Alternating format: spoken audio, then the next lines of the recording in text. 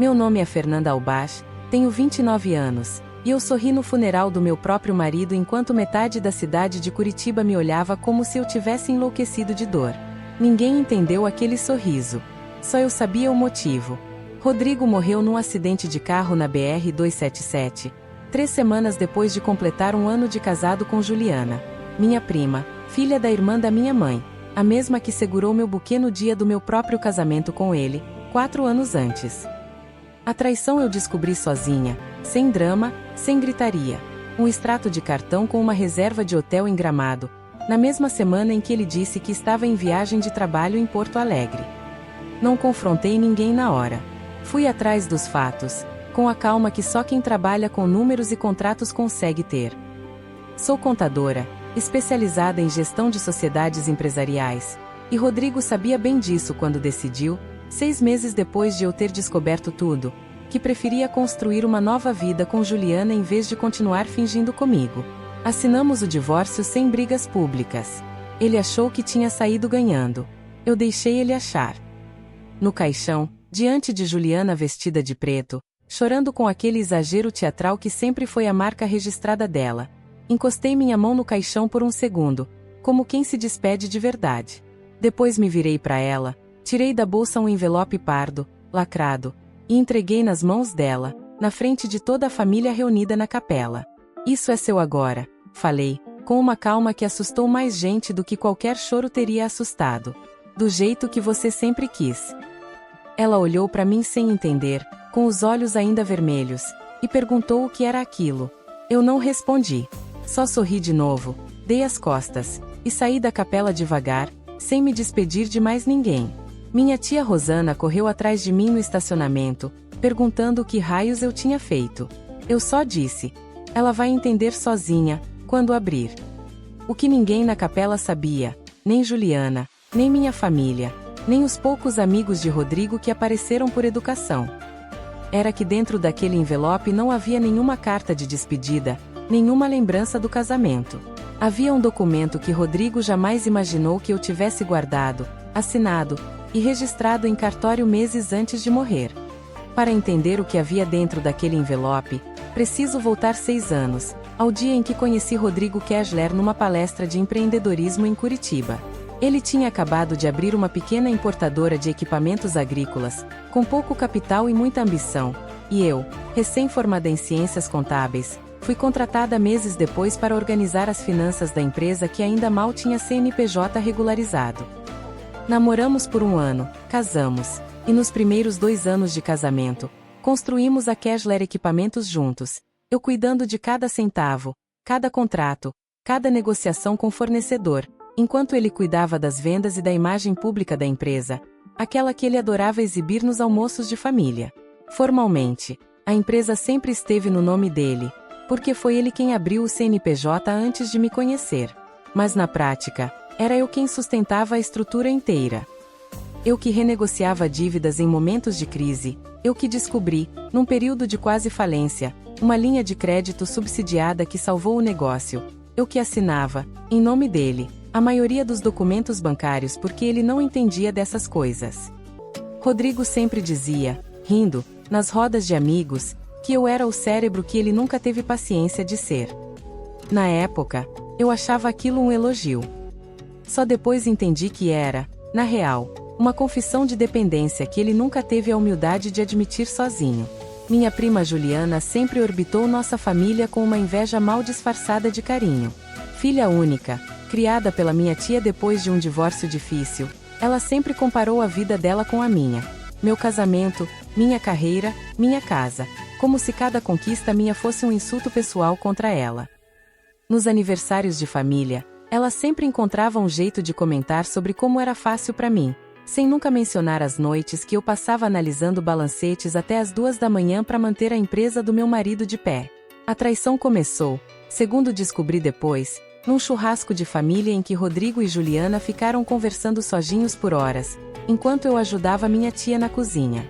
Levou quase 1 ano até eu encontrar o primeiro indício concreto. Aquele extrato de cartão, aquela reserva em Gramado.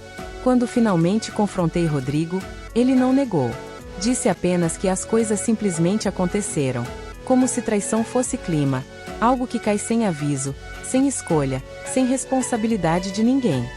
O que ele não sabia era que, 3 meses antes daquela conversa, eu já tinha começado, discretamente, a reestruturar a participação societária da empresa, usando uma cláusula que o próprio contrato social permitia, mas que ele nunca tinha lido com atenção. Como responsável pela área financeira e signatária de praticamente todos os documentos bancários da Kessler Equipamentos, eu tinha, silenciosamente, formalizado uma dívida legítima da empresa comigo. O pagamento de anos de serviços de gestão financeira que eu nunca cobrei formalmente enquanto estávamos casados, mas que agora, com o divórcio decidido, eu decidi documentar e registrar como crédito meu contra o patrimônio da empresa. Rodrigo assinou aquele documento sem ler direito, achando que era só papelada de rotina do divórcio. Foi o maior erro financeiro da vida dele. Depois do divórcio, Rodrigo e Juliana assumiram o relacionamento publicamente sem esperar nem 3 meses de decência. Casaram-se num sítio em Balneário Camboriú, com festa grande, exatamente o tipo de celebração que Juliana sempre disse que queria quando finalmente fosse a vez dela. Minha tia Rosana me convidou, sem graça, só pra constar, e eu recusei educadamente, sem drama, sem cenas. Continuei minha vida, meu trabalho, minha rotina. Só que, o que ninguém sabia, é que eu continuava, discretamente, prestando consultoria financeira remota para Kessler Equipamentos, porque Rodrigo, sem admitir para ninguém, nunca conseguiu contratar alguém que entendesse a estrutura da empresa do jeito que eu entendia. Ele me pagava por fora, em depósitos avulsos, sempre pedindo sigilo para não constranger a Juliana. Foi durante esses meses de consultoria silenciosa que descobri o tamanho real da situação financeira da empresa. Rodrigo tinha, sem meu conhecimento durante o casamento, contraído um empréstimo alto para financiar a expansão que Juliana vinha pressionando. Ela queria a empresa maior, mais chique, com escritório novo em Curitiba, carro importado, viagens que apareciam toda semana no perfil dela nas redes sociais. A dívida da expansão, somada ao crédito de reestruturação que eu tinha formalizado meses antes do divórcio, deixava a Kessler Equipamentos numa posição que, olhando os números com calma, eu sabia que só sobreviveria com gestão extremamente cuidadosa, a mesma gestão que, convenientemente, só eu sabia fazer. Registrei tudo em cartório, com meu advogado, 3 meses antes do acidente. O crédito que a empresa me devia por anos de serviços não remunerados formalmente durante o casamento, agora formalizado como dívida societária com prioridade de pagamento em caso de sucessão ou falência. Rodrigo assinou porque, àquela altura, já não prestava atenção em nada que vinha de mim. Assinava rápido, sem ler, confiando que eu nunca faria nada contra ele, como sempre dizia nas raras vezes que ainda me ligava para pedir ajuda com algum fornecedor. Quando ele morreu, na batida na BR-277, a empresa passou automaticamente para Juliana, como única herdeira legal do casamento. O que ela não sabia, e só descobriria ao abrir aquele envelope na capela, era que herdar a Kessler Equipamentos significava herdar, também, uma dívida registrada em meu nome que consumiria a maior parte do valor daquela empresa antes que ela visse um centavo de lucro. Juliana me ligou 4 dias depois do funeral, a voz tremendo entre raiva e desespero. Que documento é esse? Meu advogado disse que a empresa deve mais para você do que ela vale inteira. Eu respondi com a mesma calma que usei na capela. É exatamente o que diz, Juliana. Anos de trabalho que eu fiz e nunca cobrei enquanto era casada com ele. Agora, simplesmente, cobrei. Ela gritou que eu tinha planejado aquilo, que era vingança disfarçada de contrato. Eu disse que vingança teria sido eu destruir a empresa por raiva.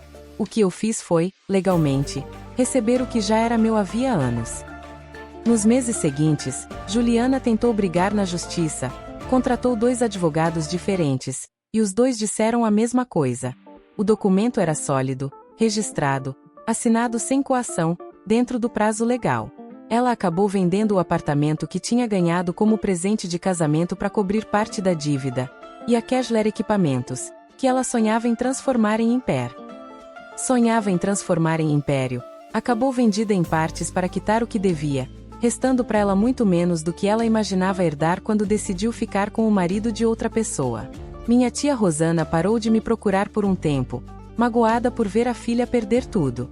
Mas um dia me ligou, e antes de desligar, disse baixinho: eu sei que ela fez por onde. Não respondi com orgulho, nem com raiva antiga. Só disse que sentia muito por ela, mas que não sentia nenhuma culpa por mim. Hoje, 2 anos depois, tenho minha própria empresa de consultoria financeira, com uma carteira de clientes que cresceu justamente pela reputação que construí resolvendo situações como a que vivi. Nunca mais falei com Juliana. Soube, por terceiros, que ela voltou a morar com minha tia, recomeçando do zero. Sorry nao por crueldade, mas por caving ganka real nao grita, ela documenta, registra e cobra.